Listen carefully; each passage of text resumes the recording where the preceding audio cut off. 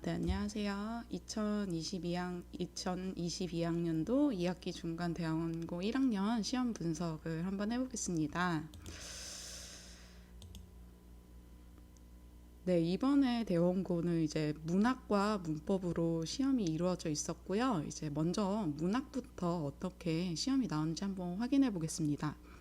사실 문학은 시험 범위가 굉장히 좁았어요. 이제 고전 문학 한 4개, 그리고 소설 하나, 요 정도로 들어갔기 때문에 범위가 굉장히 좁아서 아이들이 조금 마음을 놓고 있었는데, 사실 이 선지가 조금 어려웠습니다. 시험 범위가 좁은 대신에 한 작품을 여러 가지로 조금 해설을 할 수 있었어야 됐는데요. 예를 들어서 5번과 같이 아이들이 좀 많이 틀린 문제는 5번의 선지 한번 보시겠습니다. 가 작품과 마 작품 모두 화자가 자신이 처한 현실을 다른 관점에서 바라봄으로써 부정적 감정을 경감시키려 하고 있다. 사실은 작품 자체는 아이들이 모두 공부를 했던 거여서 어렵진 않았는데, 이 자신이 처한 현실을 다른 관점에서 본다든지 부정적 감정을 경감시킨다든지, 이제 평소에 잘 다루지 않았던 선지들, 평소에 자주 접하지 않았던 어휘들로 구성됐기 때문에 학생들이 좀 이렇게 체감상 조금 새롭다, 이게 맞나? 라는 이제 분석에 있어서 조금 고민을 많이 했었을 것 같아요. 하지만 이제 그냥 쉽게 부정적 감정을 줄이는 거지, 이렇게 받아들인 학생들은 오히려 조금 쉽게 풀지 않았을까 싶습니다. 하지만 이제 평소에 이제 교과서에서 다뤘던 설명 혹은 문제집에서 다뤘던 설명과 다른 어휘를 사용함으로써 아이들이 이 선지 자체를 해석하는 게 조금 키포인트지 않았을까 싶습니다. 네. 이제 문법 같은 경우는요, 사실 이번에 범위가 문장 전체였기 때문에 아이들이 조금 어렵지 않을까 많이 예상을 했고, 저도 이제 문법에 대해서 굉장히 이제 깊은 수업을 했었는데요. 사실 문법은 굉장히 기본적으로 나왔습니다. 그리고 학교에서 제시한 필기 예문을 거의 서술형에 그대로 내다시피 해서 필기 예문을 암기한 학생들은 서술형을 푸는데 굉장히 무난하게 문제를 맞췄을 것 같은데요. 예를 들어 이와 같은 문제, 이제 서술형이어서 학생들이 조금 어렵지 않을까 싶었지만, 사실 교과서 예문 그리고 학교에서 필기를 그대로 주었던 예문입니다. 그렇기 때문에 실제로 문제를 풀 때 어렵지 않다, 생각보다 좀 빠르게 풀 수 있다, 그래서 문법에서 오히려 조금 쉽게 넘어가지 않았을까. 대체로 학생들도 문법 문제에서는 어렵다고 한 학생들은 없었고요. 문법은 좀 쉽게 풀 수 있었다, 이런 식으로 보통 넘어가곤 했습니다. 네, 실제로 이렇게 어렵지 않고 전혀 꼬아서 낸 게 없죠. 네, 그래도 이제 교과서 외에 보기 문제가 출제되어서 맨 처음에는 이게 뭐지? 하고 좀 어려워했을 학생들이 있는데, 결국은 이 보기 문제도 기본 개념으로 풀 수 있는 문제였습니다. 예를 들어서 딱 봤을 때 이제 보기가 어려워 보이죠. 이거는 이제 이번에 현대소설 산포 가는 길과 관련된 보기인데요. 이제 본문에 나오지 않은, 교과서에 나오지 않은 부분을 앞부분을 보기로 삽입함으로써 학생들이 내가 배웠던 부분이 아닌데, 내가 읽었던 부분이 아닌데 하고 좀 당황했을 수 있는데, 이제 보기 2번을 보시면 이 부분이요. 작품이 전개되면서 마침내 백화는 윗글의 가와 같이 영달과 정씨에게 자신의 본명을 가르쳐주고, 이 부분부터는 사실 교과서에 실린 부분이거든요. 그리고 정답을 보시면 세 인물들이 여정을 통해 인간적 교감을 느꼈음을 의미한다고 볼 수 있어요. 이 작품의 주제죠. 그래서 보기는 굉장히 낯설게 주어졌으나 사실은 고를 수 있는 선지가 굉장히 이제 명확했다. 그래서 보기 문제였지만 크게 변별력이 없었던 것으로 확인할 수 있습니다.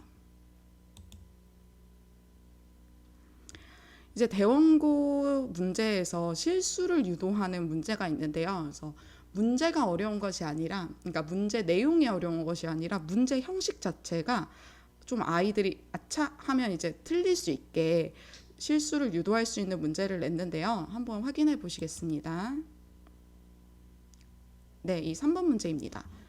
내용 자체는 사실은 굉장히 쉬워요. 내용 자체는 쉬운데 이 문제 형식 자체가 학생이 이 정답을 맞았느냐, 맞았으면 점수를 부여하고요. 이렇게 틀렸는데 맞겠다. 즉 학생의 답이 오답일 경우에는 점수를 부여하지 않아서 결국 이 학생이 몇 개를 맞았느냐를 총점으로 물어보는 문제인데요.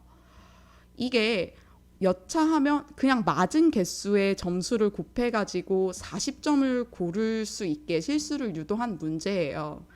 하지만 이것은 이제 저번 1학기 기출을 다뤄봤거나 아니면 이제 작년 기출로 연습을 한 우리 학생들 같은 경우에는 이것에 이제 넘어가지 않죠.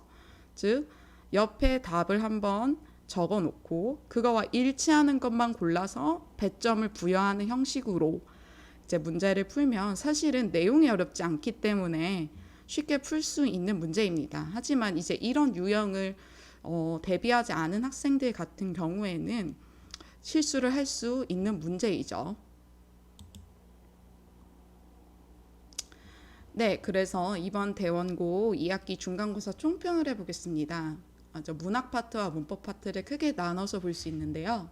문학 파트는 선지 분석이 핵심이다. 즉 내용이나 혹은 범위 자체가 이렇게 부담되는 것이 아니라 보기에 나와 있는 경감시킨다, 다른 관점으로 본다 등등 이런 분석이 조금 어려울 수 있기 때문에 한 작품을 공부할 때 이 작품에 대한 설명을 좀 여러 가지로 들어보고 좀 여러 가지로 생각을 해봄으로써 이런 단어를 쓸 수도 있구나 라는 식의 조금 익숙해지는 분석을 하는 것이 핵심이고요.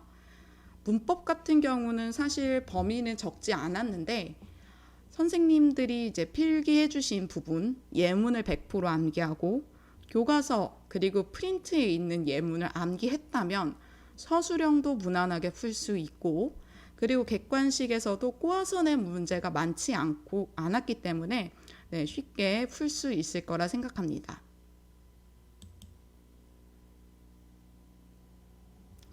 그렇기 때문에 이제 다음부터 대원고는 어떻게 시험을 준비해야 하느냐. 첫 번째, 작품 난도에 관계없이 하나의 작품에 대해서 다양한 해설과 설명으로 공부를 해야 합니다. 즉 단일 작품에 대한 단일 해설만으로는 선지를 변별할 수 있는 능력이 조금 부족할 수 있기 때문인데요. 이 부분에 대해서는 이제 학원의 설명, 여러 가지 문제를 풀면서 문제에서 이렇게 이 작품을 설명하기도 하는구나 이런 부분을 조금 체크하면 될 것 같습니다. 두 번째, 계속 말씀드렸다시피 문법은 예문 암기입니다. 특히 교과서에 나온 예문뿐만 아니라 학교에서 해준 예문들을 암기했다면 문제를 푸는데 크게 어려움이 없을 것 같습니다.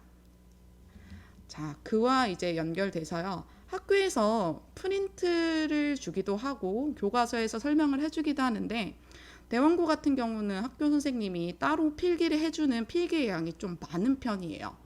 근데 이제 그 부분에 대해서 단순히 학교에서 개념을 설명하려고 지금 필기를 해줬나 보다 하고 가만히 있으면 안 되고요. 정말 한 문장도 놓치지 말고 모든 필기를 다 사수하셔야 그 부분에 대한 공부를 할 수가 있습니다.